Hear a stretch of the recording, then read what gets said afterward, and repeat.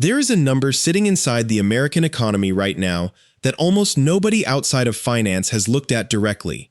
$700 billion. That is roughly what the 5 largest American technology companies are spending on artificial intelligence infrastructure this year alone.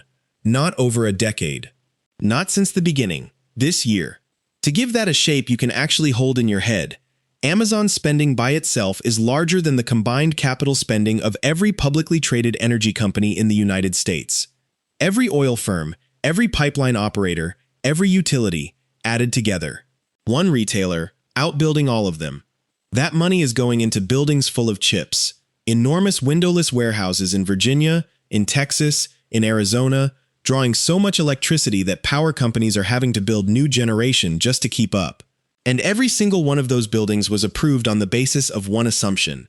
The assumption is this: computing power is scarce, it is expensive, it will stay expensive, and therefore, whoever owns the most of it will own the future. That is the bet. That is the whole bet. $700 billion a year, resting on the idea that the thing being purchased will remain valuable enough to justify the price. Now here is the part almost nobody is connecting. Roughly 7,000 miles away, a country that was deliberately cut off from those same chips has spent 3 years building its own. They are not as good. Everybody agrees they are not as good. The engineers who make them would tell you they are not as good. But they are being made by the million. And more importantly, the intelligence they produce is being sold at prices that make the American version look almost absurd. In some cases, 30 times cheaper. In the extreme cases, closer to 70. And the customers buying it are not only in China. As of the first half of this year, on one of the largest independent marketplaces where developers buy access to AI models, American companies were routing as much as 46% of their traffic to Chinese models. A year earlier, that figure was around 11%. 2 years earlier, it was under 5%. That is not a trend.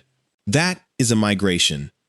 So the question this video is going to answer is a simple one, and it is not about who has the better technology. It is about something much more uncomfortable. What happens to a $700 billion bet on scarcity when the thing you bet on stops being scarce?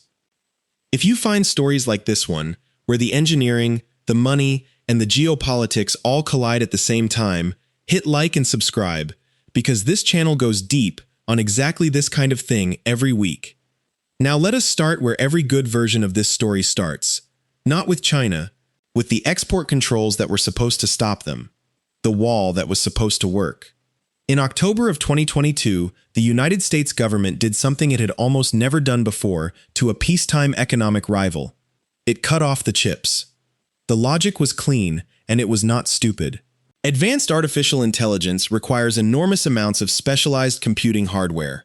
Almost all of the best hardware in the world was designed by one American company, NVIDIA, and almost all of it was manufactured by one Taiwanese company, TSMC, using machines built by one Dutch company, ASML.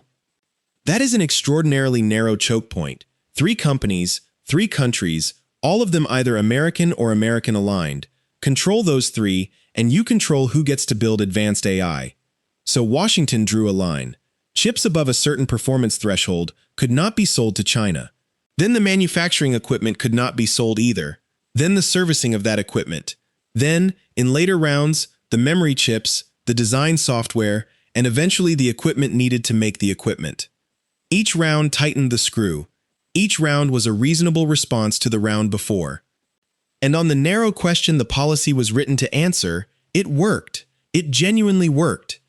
China's most advanced chip factories are still stuck at what the industry calls 7 nanometers. That is a manufacturing generation roughly comparable to what TSMC was producing in 2018. Without the most advanced lithography machines from ASML, which China cannot legally buy, climbing further up that ladder is extraordinarily difficult and extraordinarily expensive. Yields are lower. Costs per working chip are higher.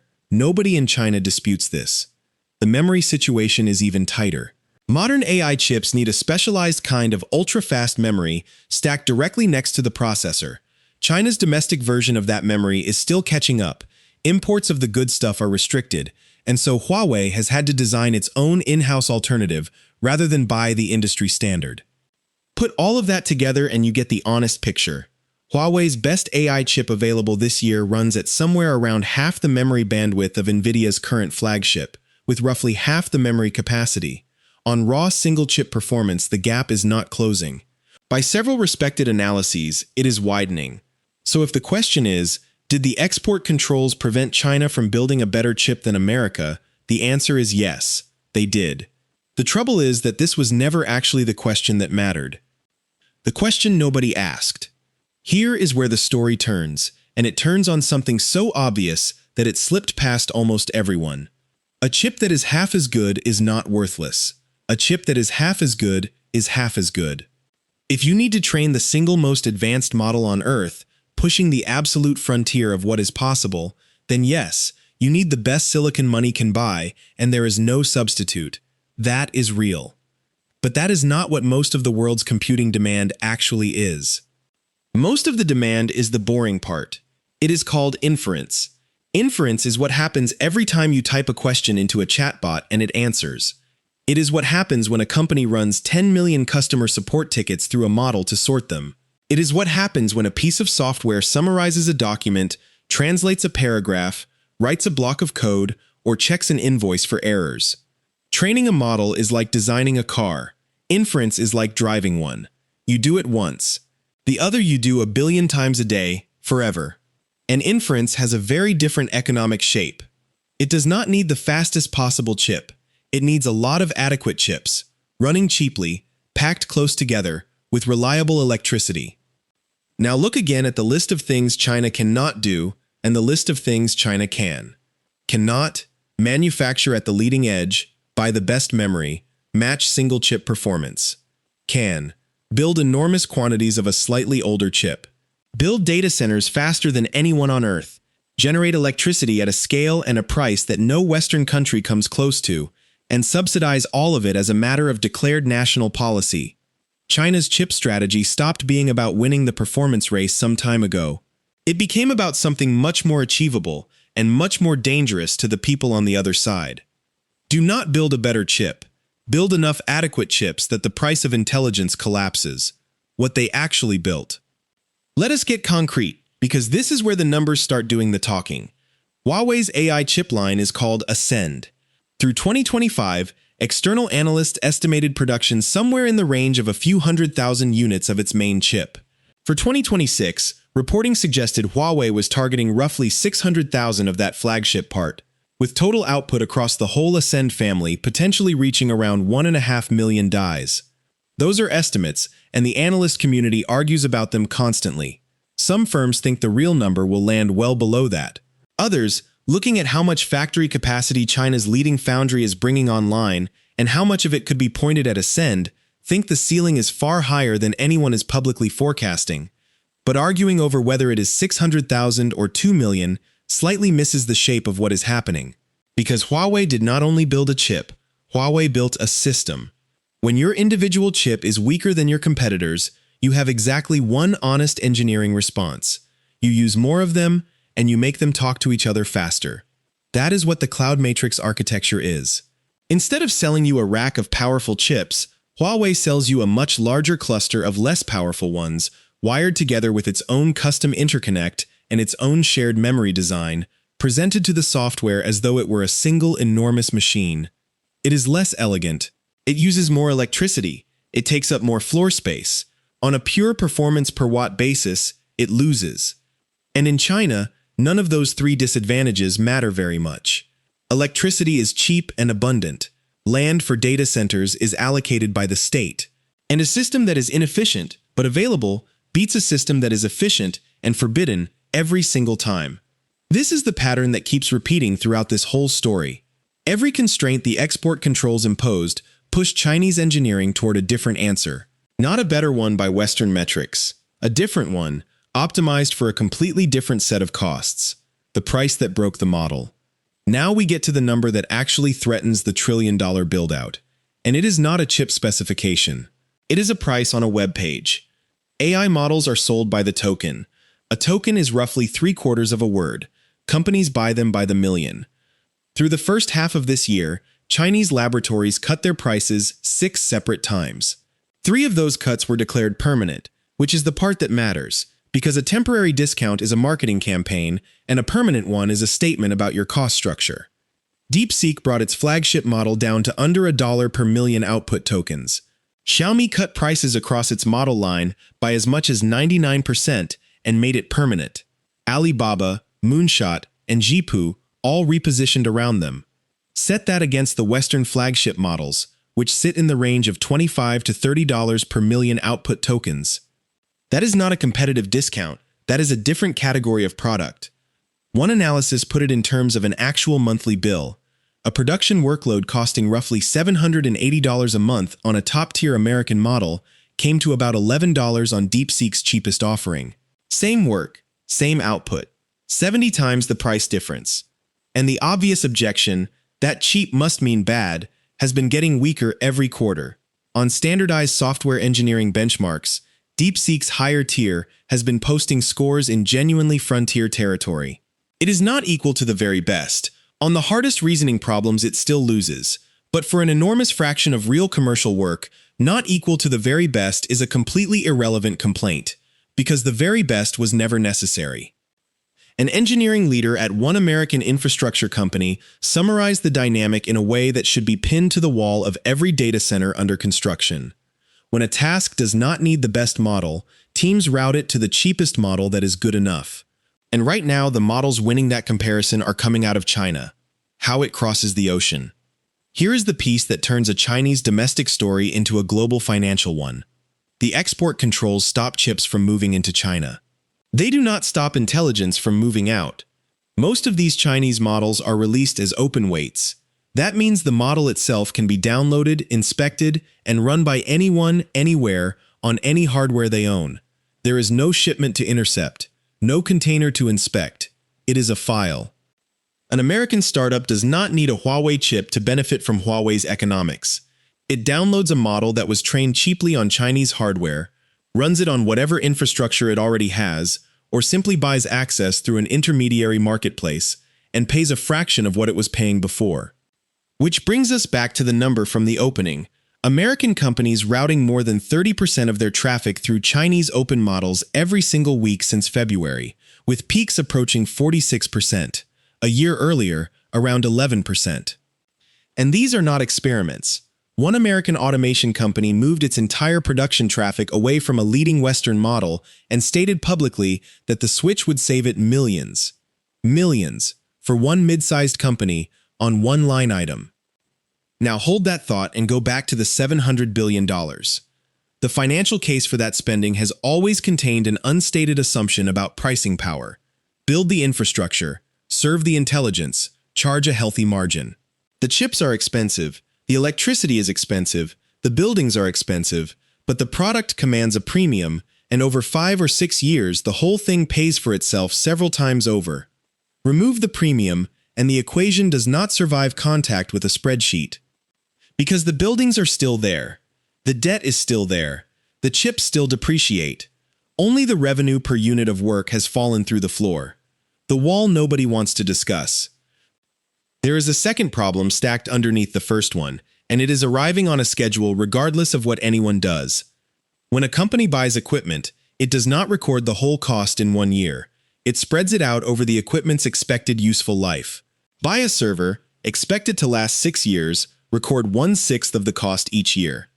That is called depreciation, and it is completely standard.